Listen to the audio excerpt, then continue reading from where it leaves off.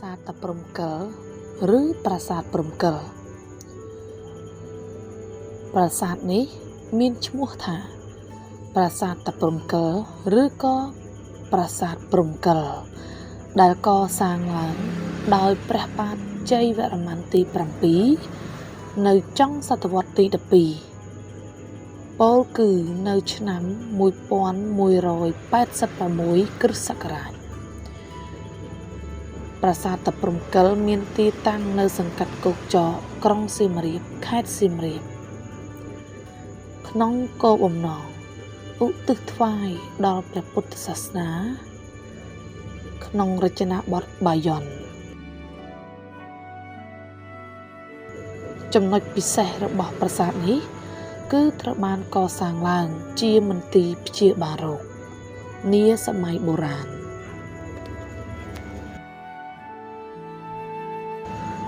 យើងសង្កេតឃើញថា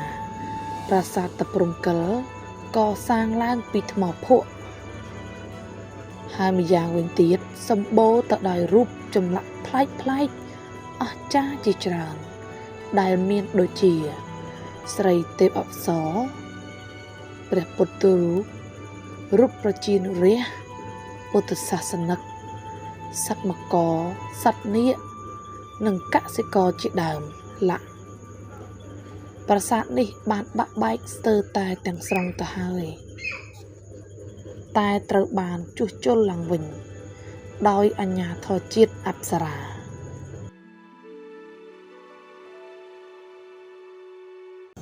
បើមើលតាមគំនិតថ្មដែលនៅសេសសល់និងបាតប្រាសាទបានឲ្យខ្ញុំអាចសន្និដ្ឋានបានថាប្រាសាទនេះមានកំពែងព័ទ្ធជុំវិញបណ្ណាល័យមួយនៅទិសអាគ្នេយ៍មានខ្លោងទ្វារខាងមុខមួយមានប្រាសាទចំកណ្ដាលពោលគឺនៅខាងក្នុងមួយមានកសិនទឹកព័ទ្ធជុំវិញហើយក៏មានស្រះទឹកមួយនៅទិសឧត្តរផងដែរ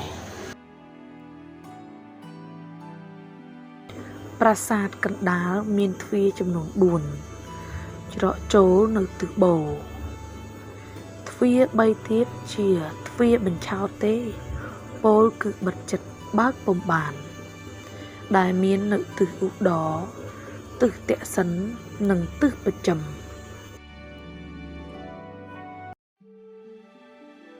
ពេលយើងឈានជើងចូលក្នុងប្រាសាទយើងងើយមើលលើ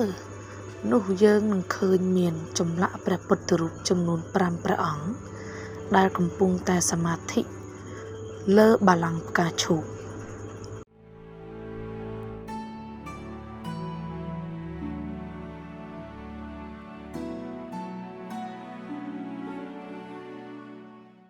នៅខាងក្នុងប្រាសាទតាមស៊ុមទ្វារមាន10រូបគ្រូថ្នាំដៃកាន់ផ្លិតរូបផ្កាជាដើមនៅចំកណ្ដាលប្រាសាទយើងឃើញមានរូបបំណែកចម្លាក់បុរាណដូចជាព្រះបាទមួយគូរូបចម្លាក់មួយផ្ទាំងតូចក្រៅពីនោះយើងឃើញមានរូបចម្លាក់ប្លែកៗជាច្រើនជុំវិញប្រាសាទផ្នែកខាងក្រៅរួមមានចម្លាក់ធំតូចដូចជាទេពអប្សររូបរាហូជាដើមប្រាសាទនេះមានជើងទម្រមួយដែលមានក្បាច់រចនានិងសោមសូត្របង្ហូរទឹកមន្តមួយនៅប្រហោងប្រាសាទនៅទិសឧត្តរនៅផ្ទៃខាងក្នុងនៃជញ្ជាំងខាងលិចរបស់សេនាសនមន្ទីរពេទ្យ